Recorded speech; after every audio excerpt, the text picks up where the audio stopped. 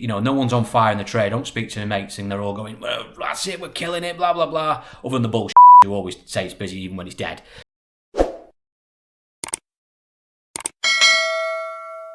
Now, before we get into today's video, just a quick mention from our sponsor at Vehicle Score. If you're about to go and buy a used vehicle, then you must check out Vehicle Score. Vehicle Score's service is completely free to use. The basic service is simple. You just go onto the Vehicle Score website, type in your registration number, and you'll get a unique score to your car, which you can compare to the one in Vehicle Score's database. It gives you lots of free information, such as vehicle data, the MOT history, the mileage history, and even a free valuation. But also they carry out their in-depth check service, making sure your vehicle is free of finance, making sure it's never been involved in an accident, so an insurance loss, or a uninsured loss, so it's not been for a salvage auction, something which standard HPI checks might not pick up on. It'll make sure it's never been used as a taxi, never been imported or exported, had a colour change, any mileage discrepancies. It's one of the most in-depth checks out there at the best possible price, and it gets better because you get a discount for being a Car UK viewer. Simply type in Car UK 20 and you'll get 20% off any of their paid checks, with them starting from as little as a cup of coffee. So make sure you check out Vehicle Score when buying your next car, and always remember the basic service is completely free to use, so get yourself over to vehiclescore.co.uk or download the app today. Good evening all, welcome back to the Car UK channel. You join me here at the Car Pitch, where I deal in cars under £5,000 retail. So this is another pitch update. I'm going to show you what's been going on in a second. But before I do that, just a slight apology for the content tonight, because it was supposed to be a video going on tonight on my Maserati Ghibli, which we filmed last week, which I put on sale. A car that, well, you wouldn't usually find on a pitch like mine, let's be honest, but it was my personal car. I have done the film of that, done the editing, etc. Some content towards the end of it, which I did, and I've accidentally deleted it. So rather than not put any content out tonight, I've done an emergency episode of the pitch update, because I've got a lot of videos already planned already. So I'd rather have no content. I'm doing this instead. The Ghibli video will probably go out probably early next week, now Tuesday, because I've got an auction video going out this Sunday, so in a couple of days time. We're also back at the auctions again tomorrow. I'm at two auctions tomorrow, a commercial sale and a general sale as well, so there'll be film footage of those hopefully. I'm also planning to go to classic auction next week as well. So yeah, there's plenty of auction content coming over next week or so, and I've already pre-recorded some stuff, so we're just trying to make sure it all fit in. So apologies on the Ghibli. You will get a Ghibli video, and also probably get comments on the Jag. When are you going to pick that Jag up? Well, we're definitely going to have to pick the Jag up by Wednesday next week, because I've been given a deadline by the gate man. He has put a sticker on it and told me if it's not gone by then, it's getting lifted. So we've got no choice. We're definitely picking the Jag up on Monday. We're going to go down, rescue it, get it going again, get it back here, have a look round it and see what we can do with it. Hopefully try and turn it over and get a little bit of drink out of it and move it on. So plenty of footage coming in this month of October and early November. I'm going to have some real restless nights over the next 2 weeks doing some editing, that's for sure. Anyway, let's have a look around the pitch today, show you what's been going on, what I've been buying, what I've been selling, and a bit of a chat about the last week or so. So let's have a look round.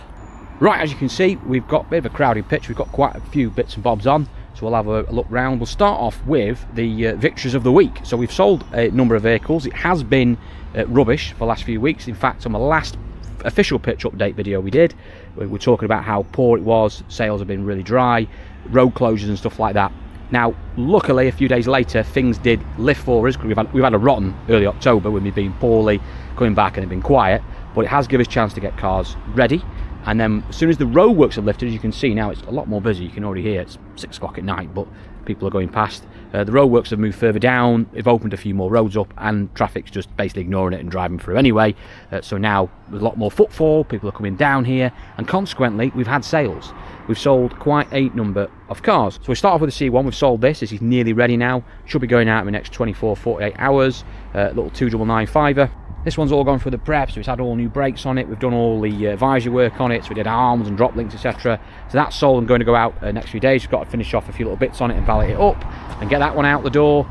We've also sold the Corsa Automatic as well. That is now sold. Well, it never even got on sale, in fact. It was shown on a video the other day in the workshop, and what basically happened was someone had seen it come down. I explained to me it wasn't anywhere near ready, but nonetheless they want to come down and have a look at it anyway. We managed to get it in some sort of state for them, explain what we were going to do to it, and they had bought it basically on the basis of what we were committing to doing, which we've now started to get that work done. So we've had to do some more work to it, like the headlights. They were very poor, We did clean them up, but they still weren't right, so in the end we said, look, we'll put new headlights in. So we put a brand new set of headlights in today, and a few other little bits like that, all the usual stuff we do, like all the housings and stuff, and radiator switches and fans we do on these anyway, because the course is just notorious for them. So we're doing all those as well. So we got the chap on that who's bought it for a relation of his, so that's going out this Saturday, all being well, so that's good news. We've also sold the little Volkswagen Fox, which is over here. This has been with us for about 5 or 6 weeks. Really surprised on this, because usually when we get these in, they fly out the door. We never really have these on for a few days, but we did go through a quiet patch, like I said, so into there. There's nothing wrong with the car. It's very, very clean for what it is. It's not done very many miles. The chap came to look at this and a black Igo. Went for this. I thought he might go for the Igo. Went for the Fox. End of the day, they drive very differently. He reckons this is a little bit more substantial inside. I agree with that. The Igos do feel a bit tinny, but very reliable. Mind you, these aren't bad either. They're decent cars. I say, and this one is been well looked after. So we're getting that ready for him. We've just been MOT'd, got all that sorted, done all the servicing and stuff like that on it. It's not been too bad actually. It's been really decent for us. It's not given us too many issues. So that is going out again on Saturday. So that's a nice one.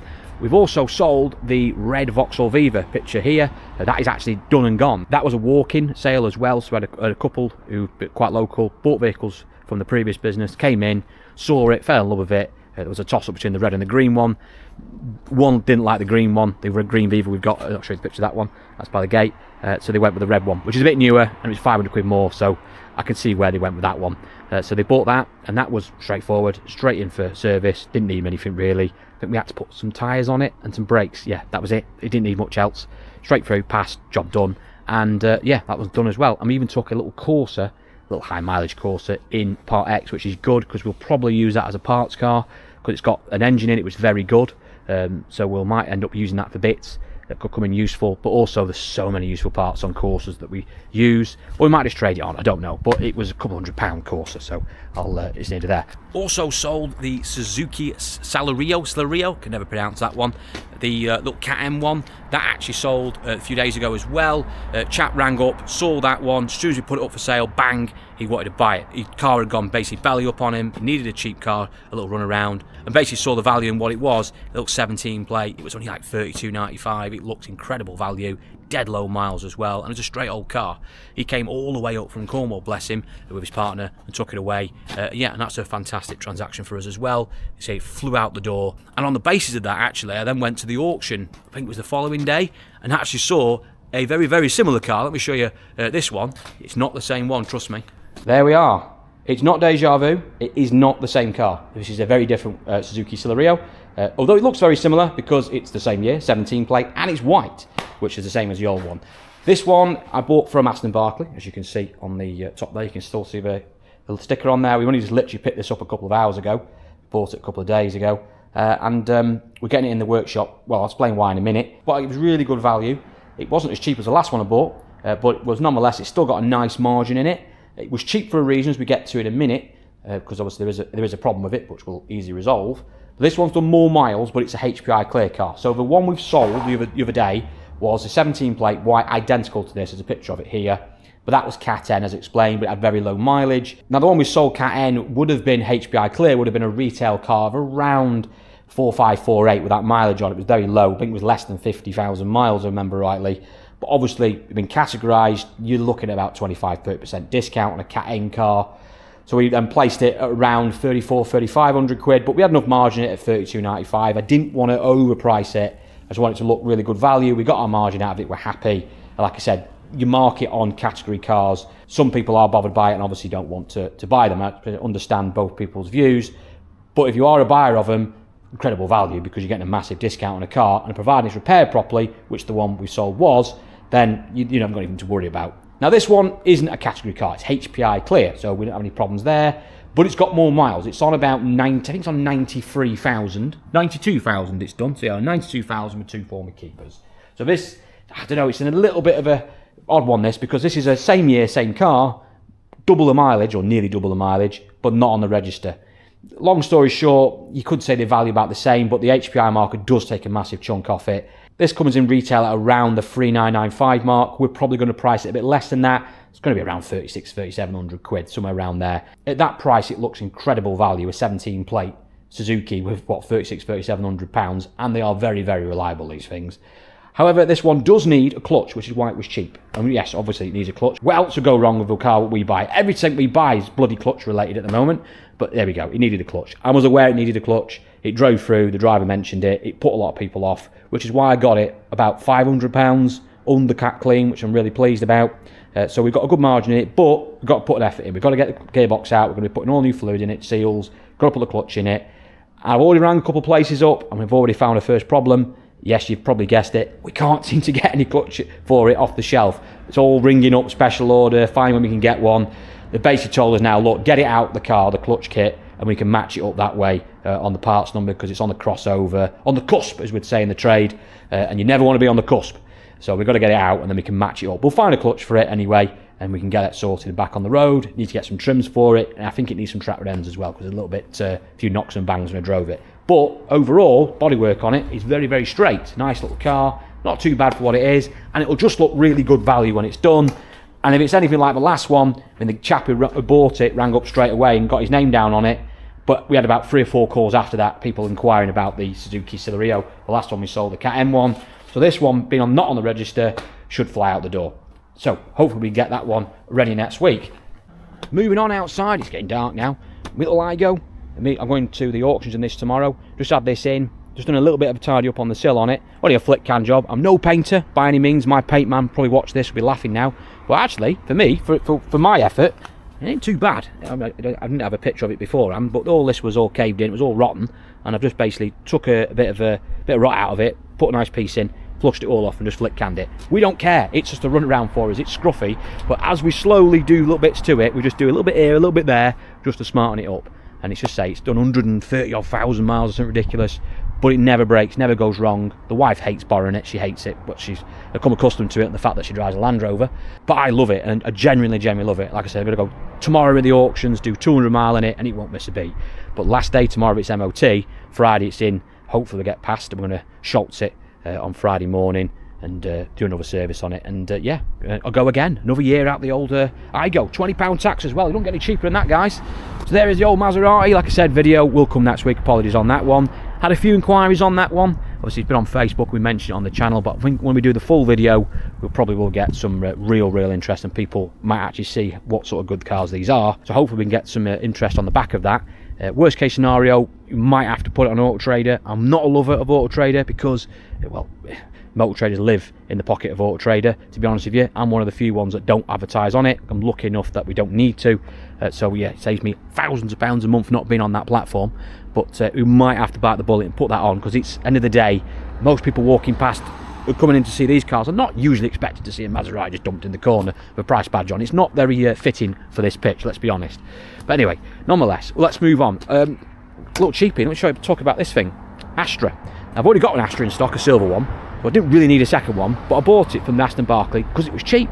It was cheap, and I thought, sod it, why not? We're in this is in the business we're in. Bought it in the auction. It was about £550 out the door. I thought it was mega cheap. Started it up thinking there's going to be a few things wrong with it. It's going to be knocking and banging, usual Astra stuff that go wrong with these.